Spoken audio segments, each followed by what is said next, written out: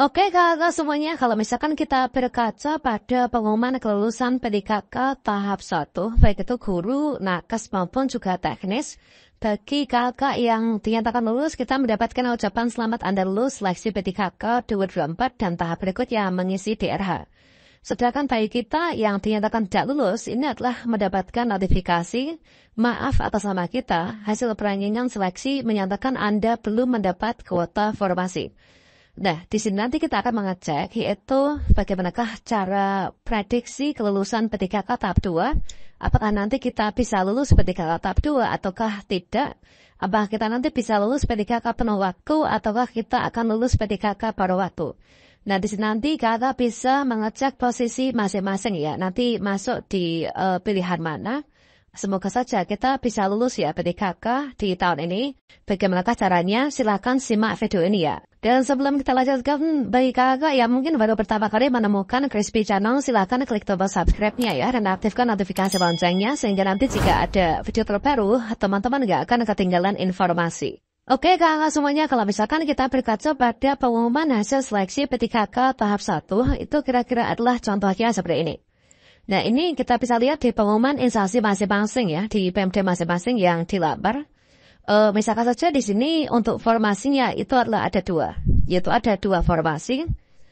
Sementara di sini yang melamar itu ada 5 pelamar ya. Ini adalah pelamar 1, pelamar 2, kemudian pelamar 3, pelamar 4, dan juga pelamar kelima. Nah, dikatakan di sini formasinya hanya ada 2, maka berdasarkan perolehan nilai tertinggi, di sini adalah nomor urut 1 dan nomor urut 2. Ini adalah yang mendapatkan formasi. Sehingga di sini sama-sama R3, ini adalah yang urutan pertama R3 garis miring L, artinya lulus. Sedangkan R3 garis miring L ini juga lulus ya. Nah, ketika di sini teman-teman yang dinyatakan lulus, ini mendapatkan notifikasinya, itu adalah yang seperti ini. Selamat Anda lulus seleksi PDKK tahun 2025. Berikutnya di sini kita mengisi DRH. Jadi berdasarkan dari pengumuman instansi juga bahwasanya yang berhak untuk mengisi DRH dan ikut pemberkasan itulah mereka yang di sini mendapatkan kode lulus ya. Baik itu R1 garis miring L maupun juga R2 garis miring L maupun juga R3 garis miring L. Nah, tentunya nanti juga akan ada R4 garis miring L dan juga R5 garis miring L ya untuk PDKK guru misalkan untuk yang di PDKK tahap 2. Dan di sini untuk jumlah formasi 2, maka di sini untuk pelamar yang nomor urut 3, 4, 5, inilah mereka itu hanya mendapatkan kode R3. Nah, sehingga ketika teman-teman mengecek di akun SSJSN, maka tampilannya adalah ya seperti ini. Seleksi kompetensi PDKK, maaf atas nama kita. Hasil perankingan seleksi menyatakan Anda belum mendapatkan kuota formasi. Mengapa notifikasi free ini? Ya dikarenakan di sini kuotanya hanya ada 2, sudah ada yang lulus peringkat 1 dan 2, sehingga di sini kita belum mendapatkan kuota formasi. Nah, tentunya di sini teman-teman bertanya, yaitu yang nggak lulus, kalau yang lulus kan jelas ya, ini mengisi DRH dan juga ikut pemberkasan untuk usul penetapan nomor induk PDKK. Sedangkan di sini yang tidak lulus atau nggak dapat formasi, ini adalah kalau misalkan kita berujuk pada mekanisme penyelesaian tenaga non ASN, ini kan untuk yang lulus diangkat penuh waktu, sedangkan yang tidak lulus ini adalah diangkat paruh waktu. Nah, di sini sama-sama diangkat oleh PPK dan juga sama-sama punya NIP yang dikelola secara nasional ya oleh PKN. Kemudian diperkuat juga dengan evaluasi terhadap pengadaan ASN ya oleh Ibu Rini beberapa waktu lalu bahwasanya di sini untuk terhadap non-ASN yang tidak lulus seleksi ini nanti akan dipertimbangkan untuk menjadi PDKK paruh waktu ya dengan pengusulan. Jadi dengan catatan yaitu dengan pengusulan jabatan yang sesuai dengan kompetensinya. Dan sebagian di sini untuk pengusulan PDKK paruh waktu oleh PPK ya. Jadi oleh PPK itu oleh instansinya. Ini berdasarkan dari pemetaan tenaga non-ASN. Nah, jadi harapannya untuk yang di sini, yang R3 maupun juga R4, R5 nantinya, ya nggak lulus ini semoga saja nanti bisa diusulkan untuk menjadi PDKK paruh waktu. Dan atas untuk bagi teman-teman yang pendaftar PDKK tahap 2, ini untuk mengetahui kita itu lulus PDKK penuh waktu atau paruh waktunya, apa kita lulus atau enggaknya, dapat notifikasi pertama atau kedua, kira-kira caranya bagaimana?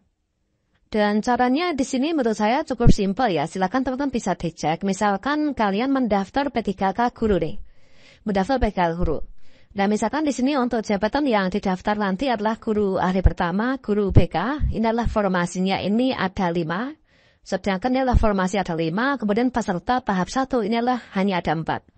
Nah, kalau misalkan 5 dikurangi 4 kan berarti masih sisa 1 formasi ya. Kalau misalkan nanti saya mendaftar di Kabupaten Tanjung Jabung Timur untuk jabatan guru BK, maka di sini kan formasi masih ada 1.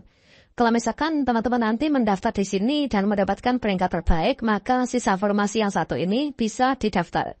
Kalau misalkan kita lulus ya nanti kita bisa lulus dan diangkat P3K penuh waktu.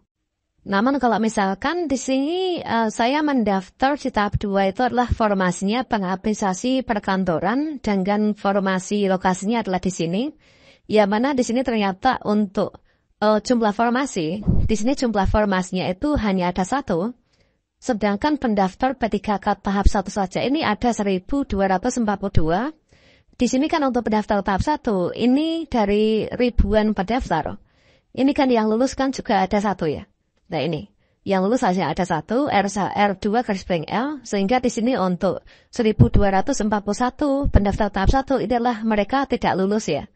Nah, apalagi kalau misalkan teman-teman mendaftarnya nanti di sini, ya otomatis nanti tetap nggak lulus ya, karena tahap 1 saja di sini nggak lulus ya, tahap 2 ini nanti nggak lulus.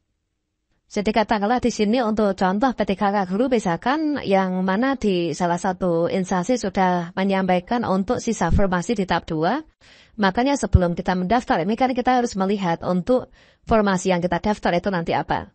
Nah, misalkan di sini yang kemungkinan pendaftar yang optimis 100% akan lulus tidak akan mendapatkan informasi, alias di sini kita kehabisan informasi adalah misalkan yang ini. Misalkan saya mendaftar guru agribisnis perikanan di Provinsi Nusa Tenggara Timur misalkan. Nah, di sini untuk pendaftar formasinya itu hanya ada 2. Pendaftar tahap 1 ini adalah ada 8. Nah, dari pendaftar tahap 1 saja, ini adalah yang lulus itu hanya ada 2, sehingga sisa 6 ya. Sehingga di sini, inilah sisanya itu sudah nggak ada. Sehingga kalau misalkan saya mendaftar di sini, otomatis nanti saya nggak akan lulus ya. Nah, untuk yang optimis bisa lulus P3K. Penuh waktu, alias lulus itu kira-kira contohnya seperti apa? Misalkan di sini adalah saya mendaftar ijazah saya linear, kemudian saya mendaftar di guru geografi misalkan. Di sini formasinya 192, kemudian pendaftar tahap 1 ada 86. Nah, di sini ada formasi sisa yaitu 106. Maka di sini untuk bisa lulus P3K penuh waktu dan lulus, maka saya mendaftarnya adalah di sini. Nah, saat ini mungkin teman-teman bisa mengecek ya nanti untuk di posisi masing-masing. Kalian mendaftarnya itu di formasi apa, di kabupaten atau provinsi atau kota mana. Silakan lihat untuk di pengumuman itu jumlah formasinya berapa, kemudian peserta yang lulus itu berapa. Nah, persoalan lulus ini adalah kalian bisa cek di pengumuman kelulusan P3K tahap 1 ya. Silakan dicari per jabatan, per instansi, nanti akan ketemu, yaitu yang kita daftar nanti kira-kira saya tuh bisa lulus nggak sih di situ. Nah, kira-kira seperti itu. Nah, semoga saja tahun ini kita lulus semua ya.